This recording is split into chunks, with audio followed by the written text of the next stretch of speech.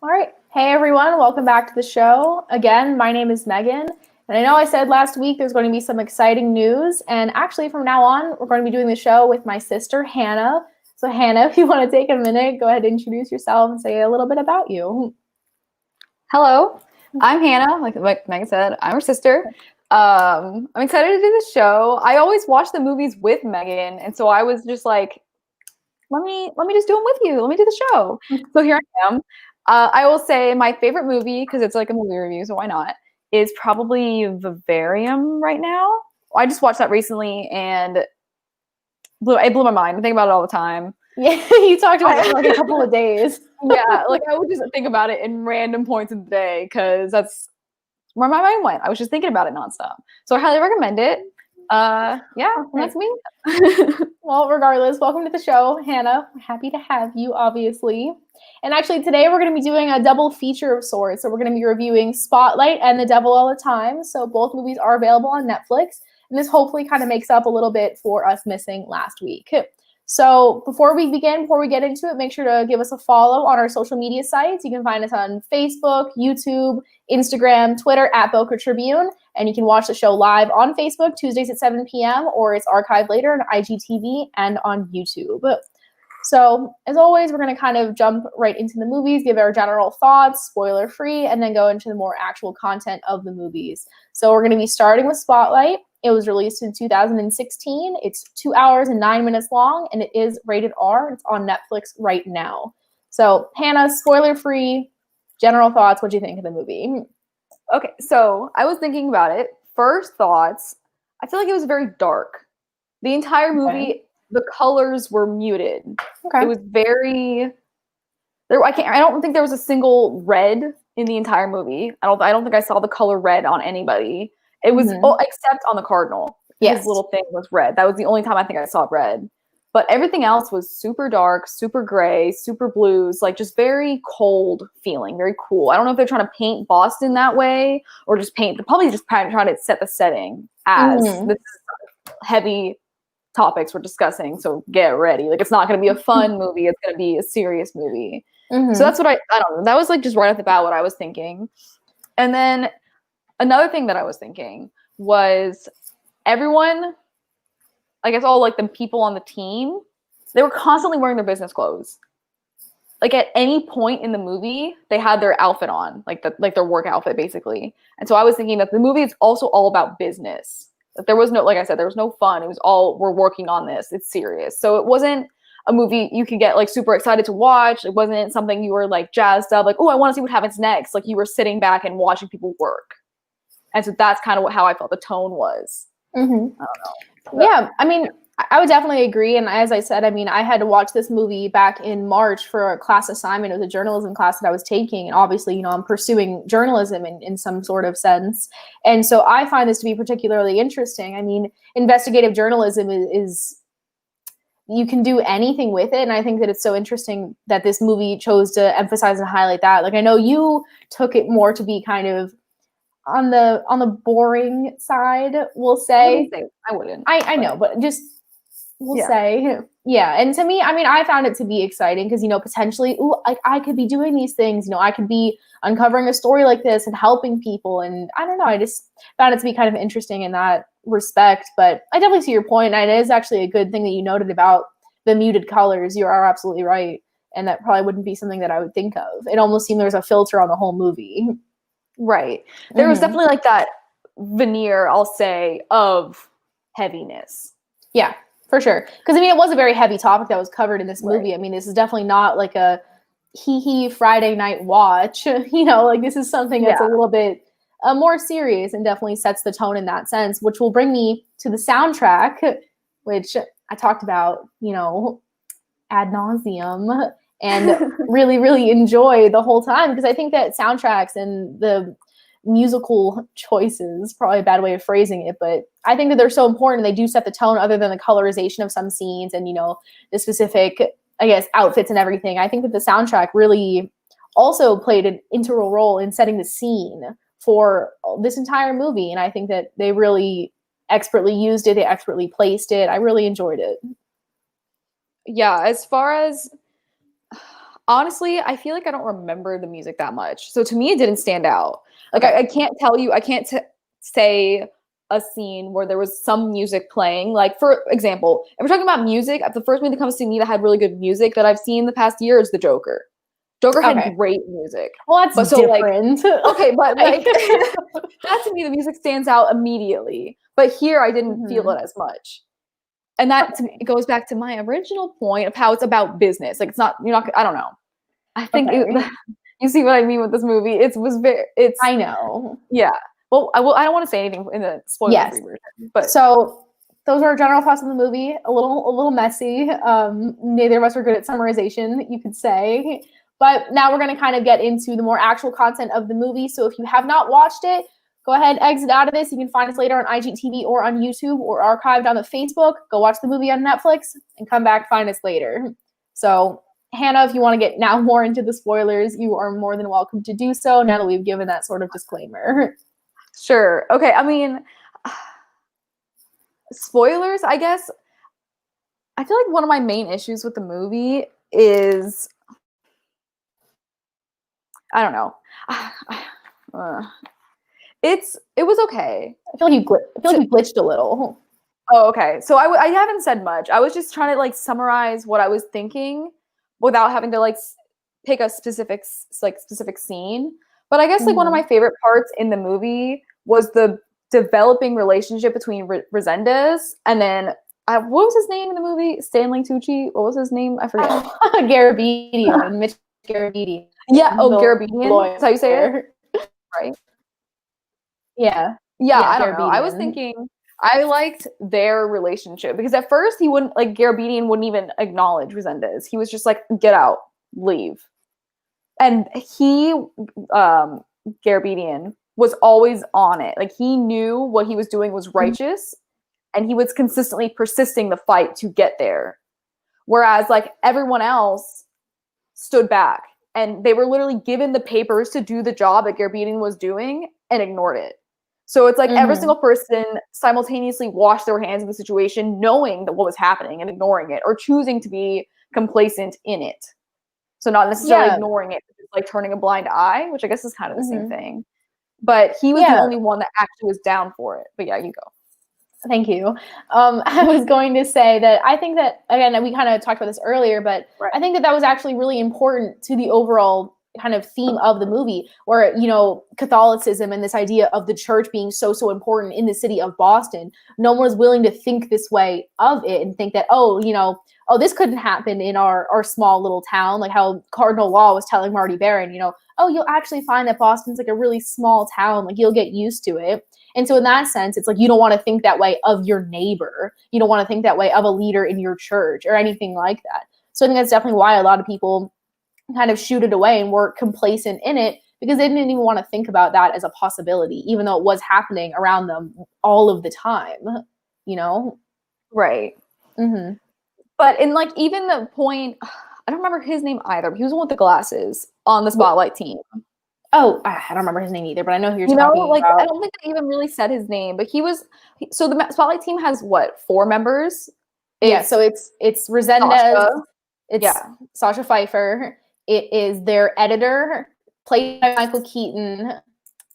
His name is escaping me for the moment. And then there's that, I feel like the other guy. Right. Oh, it's Robbie Robinson is Michael Keaton. And Matt is the other one.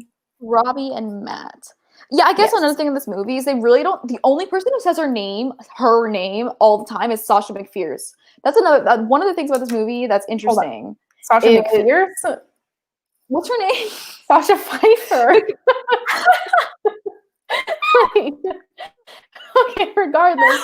Yeah, she does introduce herself a lot during this. I mean, I would also argue that Garabedian is important, McLeish is important, Cardinal Law is important. I think they all say their names a lot. Yeah. It just more so speaks to their character if we remember it afterward. And Matt was definitely an understated character. Robbie, that's our bad. We should have remembered that most likely. It's been a couple of days. He only said his name a few times though. That's the thing. I know, but I think the thing that was really important in his name in general was, remember when they were at that party, and I'm not sure what the party was for, but it was Marty Baron, the new editor that came from the Miami Herald, was there. Robbie was there, his lawyer friend was there, and everyone from the church, like Cardinal Law was there, and all the different leaders of the church were all there. They were all there. And Robbie was speaking to his friend and asking him, oh, have you been part of this? Like, do you know, like, are you kind of helping any of these priests cover up what's going on? And then the friend replied, oh, so this is the famous Robbie I've been hearing all about. Like, just enjoy the party, relax. Oh, yeah, because he was grilling him and you'd want to answer. Exactly. So I think that's why his name might be important because, in the context of their friendship, they had never run into this issue before. But now that this lawyer friend was doing something wrong, Robbie had a reason to kind of bring out his business side. As you kind of mentioned, this movie is very business-y. Right. Like, he was ready to finally investigate. I think once he realized the magnitude of what was going on, it wasn't just one, it wasn't just two. It was a systematic issue, which is something the movie seriously stressed. I forget the guy's name who made the movie. I don't know, like the director, I guess.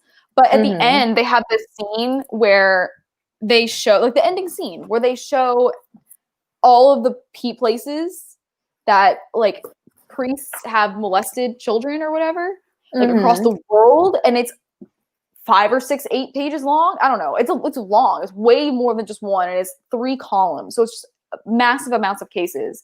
But of course, when they were doing that, they didn't know it was going to be this way.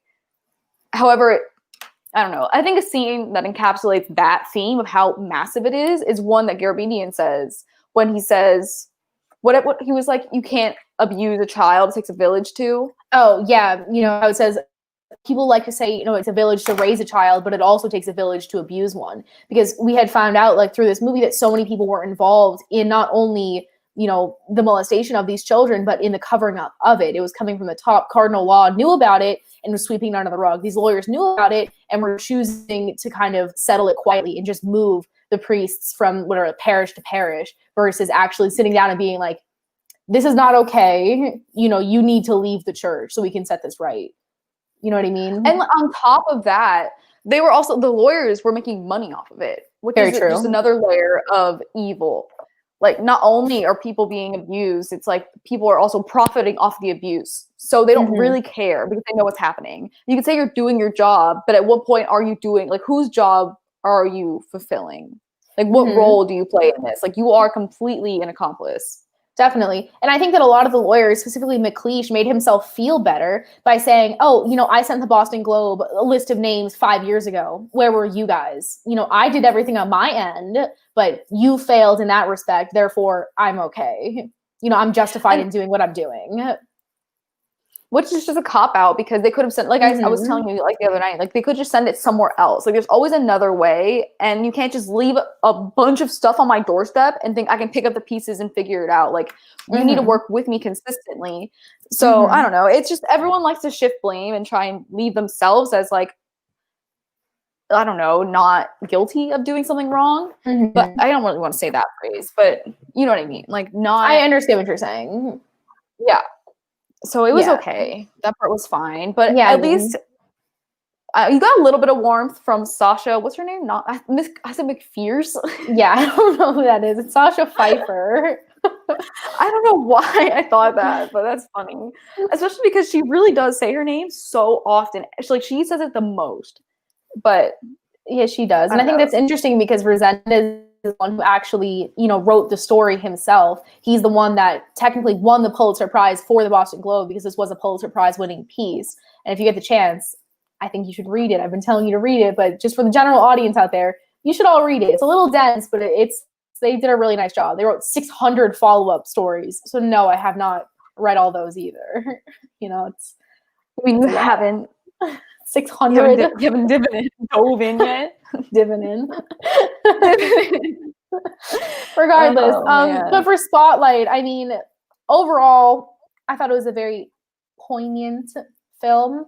I'm happy that I watched it. I really enjoyed it. I think that Hannah was saying the kind of right before the credits, the last final scene where they're flashing all of those cities around the world. I think that that's extremely powerful that they did that and that they chose to do it. And that's a point where the soundtrack really played a role, I think, because they had a score behind it, which I appreciated. And it was just, an eye-opening film, I would say. I mean, everyone kind of has heard of this story. At least I had heard of the story because I'm studying journalism.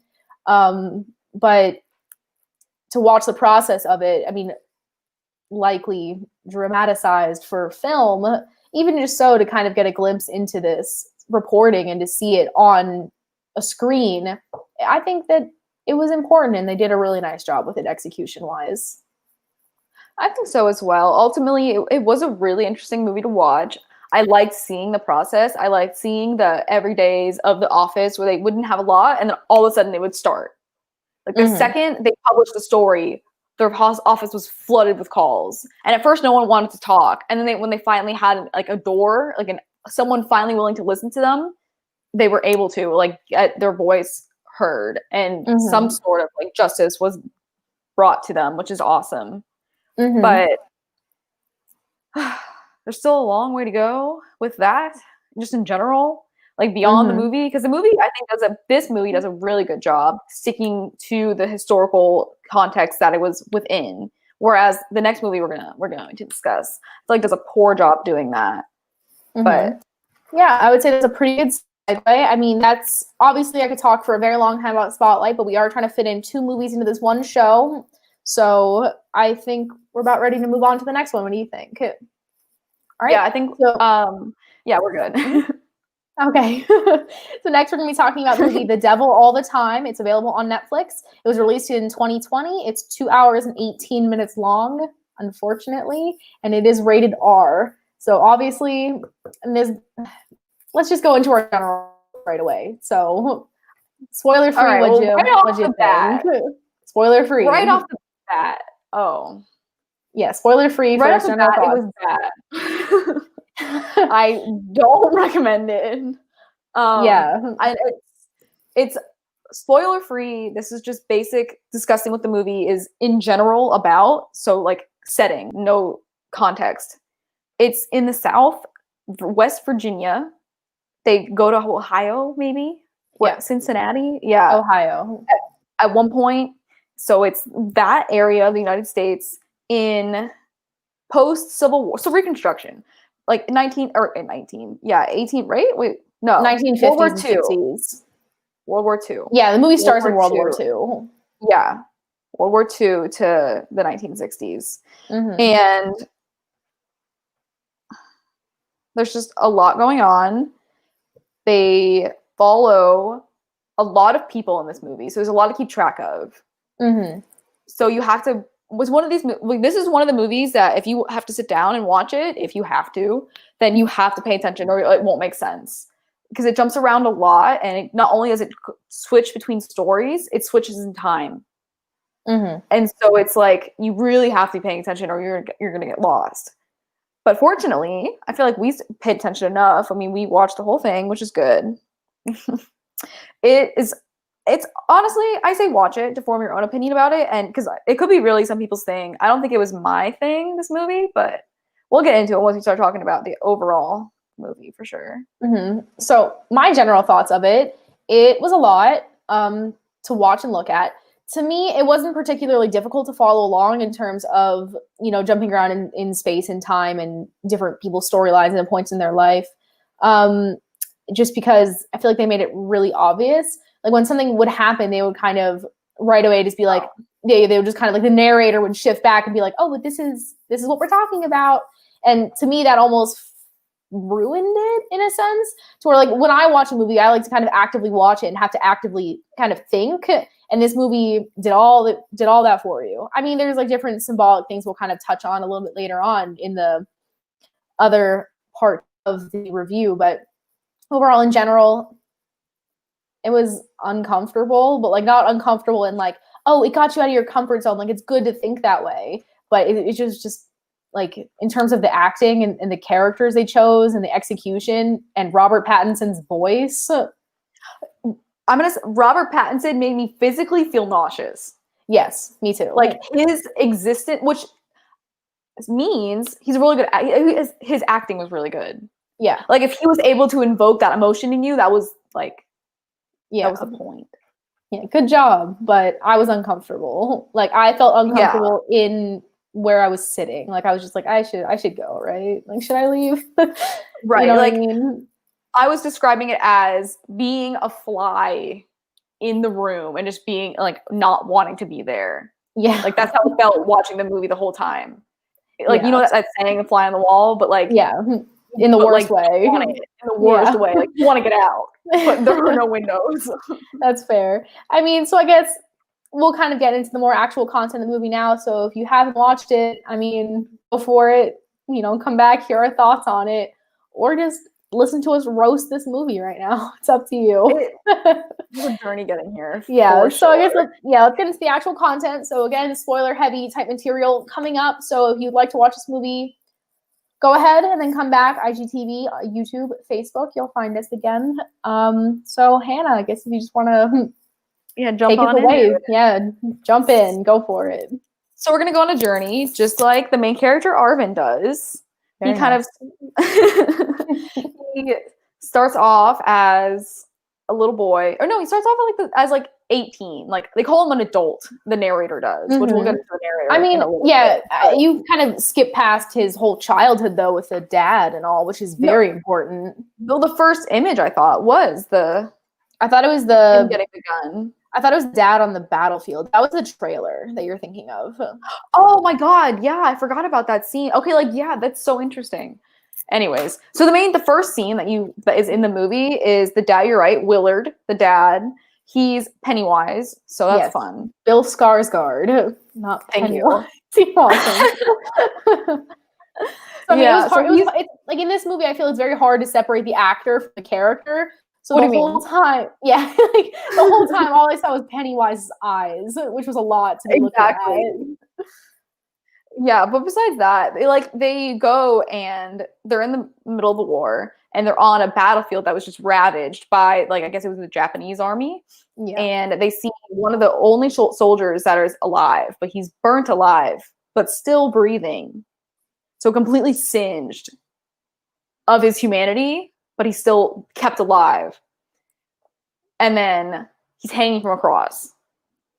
So it's really, that to me was super symbolic that people are dying for their faith kind of thing, literally getting murdered for it and whatever. But that was interesting. Mm-hmm. And then Willard decides he's just going to shoot him instead of taking him off and trying to help him. He just takes him out of his misery and just does the thing that no one wants to do because he believes he has to, and shoots him. At one point, Arvin says his dad was fighting the devil all the time. And I feel like that's right from the beginning, you see that. He's constantly fighting demons, constantly always putting himself at battle, this, ready to shoot, fight for what he believes in. Mm-hmm. But it's always detrimental to someone. Mm-hmm. Someone's always at the other end of the gun about to get hurt. Mm-hmm. And so that's not necessarily a good thing to always be fighting the devil because you're constantly causing harm. I don't know. What are your thoughts? I'm just thinking that I suppose that I guess your definition of not your specifically, but the general your definition of the devil could definitely be a personal kind of definition, and I think that is shown throughout this movie a lot. Whereas Willard and Arvin kind of took it upon themselves to say oh, I'm fighting the evil off in this world, I'm helping in the greater good in a sense. But like you said, I mean, someone's always on the other end. Someone's always getting hurt. And sure, we can all make justifications all day long for why they did it and how they felt justified in it. But at the end of the day, according to their religion, they're committing sinful acts of murder. It's, by their own definition, it shouldn't be okay, but they're waging this war against the devil. Therefore, it is okay. Because even Arvin towards the end of the movie was saying when he's kind of having the final showdown with Sheriff Bodecker, he was saying, oh, I'm a good man, Sheriff. I had to kill Robert Pattinson's character. His name was something weird, but I had to do it. He was a bad man. He made my sister kill herself. But yeah, I mean, I think his name was Preston. I think it was Preston. But regardless, that's kind of what I was thinking about during your little spiel. And the thing with Arvin that I'm happy you said that because I remember that scene in the end where he was proclaiming to be a good man. Mm-hmm. But like, what does that mean? Like in this movie, I wouldn't call him a good man. I would call him an anti-hero, which is not necessarily a good person. They can do good actions and mean well, but at the end of the day, if you were to tally up Arben's actions, he would be bad. Yeah. Like you can't inflict harm on people every single time they inflict harm on you, because two harms don't make something better. You're putting each other down consistently. Like that's no form of justice. There is no peace then. It's constant attacks. Whereas Lenora, little sweet angel girly, she, All right. well, she was her life was the saddest, I think, out of everybody's, because she meant the most good. And that it's probably subjective. You could argue that maybe she, out of everybody, didn't. However, she was, to me, someone who was put in the worst situation, and she made the best out of it, which is not necessarily a testament, I guess, to her character, but she was constantly wishing well onto others. And what more could you want from someone besides someone that genuinely wishes you well? I don't know. She would always tell Arben to pray for people who he was hating versus attacking them. And he never even tried, you know, like he never was willing to do the good thing, because, I mean, you could say that it's probably not his fault because of his dad. That's how he was raised. But then, like, at what point do you have your own free will to go beyond, you know, what you know is probably not good? Yeah, definitely. It was a weird movie. And I think that something that was kind of really important in a sense in this movie, I mean, I know we watched like that little video afterward, and I actually kind of enjoyed it, where they said that, you know, people who kind of really closely clung to their faith ended up kind of being harmed from it. So if you look at Roy Lafferty, who murdered his wife and expected the power of God to help him resurrect her, he ended up just killing his wife and then getting killed himself. You know what I mean? In another sense, if you think about Willard, Arben's father, he kind of rejected faith after the war until all of a sudden he was like, you know what? I felt like praying again today. And then when his wife, Charlotte, started suffering from cancer, he all of a sudden just changed to a man of faith and was praying like fervently and like aggressively at the altar, sacrificing a family dog, doing all these things that like technically are very faithful. But in the end, he ended up taking his own life because his faith failed him. Right. It was, interesting. Sorry, I hit my foot. No, but I think overall, it was a movie about white suffering, which is like a grand statement to make. I get, not really grand. I mean, it's pretty obvious. There's no people of color in the movie. It's just all white people, which is not real. Like there is no reality in that movie. I don't think that I can learn anything from that movie about today or even then, because not everyone that was alive then is present in that movie. So you can't, I think you can make any like grandstand, like whatever statements about it being a like movie about historical things at all. I think it's maybe a movie about faith, like you were saying. Yeah. And then again, it's still not, I don't know. I have a lot of issues with this movie, but overall, I think it's an interesting job to discuss the good and bad of faith, because you can see Lenora as the good, that you have someone who's constantly willing to put herself on the line for you. You can say Arben would do it too. He would just have not the best means. But in the end, like, you were probably better off. But at the same time, like, he wasn't there for Lenora. He didn't know because he was off doing something bad. But in the name of protection, in the name of doing good. So I think that, you know, what you're explaining is exactly right. Where this movie, I mean, no, not the most accurate in terms of historical context and placement in the world. But I guess you could make it the argument that, like, oh, but it was in a rural small town. But I mean, this movie took place from the 40s to 65. They should have done a better job and been more kind of conscious of their decisions in their casting, etc. But I do think this movie was more a commentary on faith than anything else. And that's Right. like, I'm going to go ahead and say that's a really like soft, my usage of the word commentary is very soft. Like I didn't take I didn't take much away from this movie other than just it was 2 hours and 18 minutes. And I've talked at length about how I dislike movies that are over 2 hours. If you're going to waste my time, if you're going to waste time making a movie over 2 hours long, like, come on. Like Spotlight, I didn't mind that it was over 2 hours long because I enjoyed it. I thought it was interesting. But this movie could have been an hour and a half easily. This movie could have been 2 different movies. Yeah, because that's fair. Which is maybe more of because it was a book. It was based on a book. Yes. So possibly this book should have been 2 books instead of one with all of these people in it. Because I think that attaching all of these people together made the storyline feel like it didn't flow well to me. Having the story just be about Arvin, but then focusing so much on everyone else, I don't like it. To me, it doesn't connect. I would rather see Arvin go through his journey alone or with just in his town, traveling. He doesn't need to run into to Sandy and her crazy husband. Didn't need to happen. They probably didn't need to be in the movie. They didn't. And I would have been the whole thing would have been fine. Like you could have had the crooked cop, and then have Sandy. I don't know. I don't even think that anything like I was not benefited from him being in the storyline at all. I think that entire part of the storyline could have literally been cut out, and I would not be missing anything.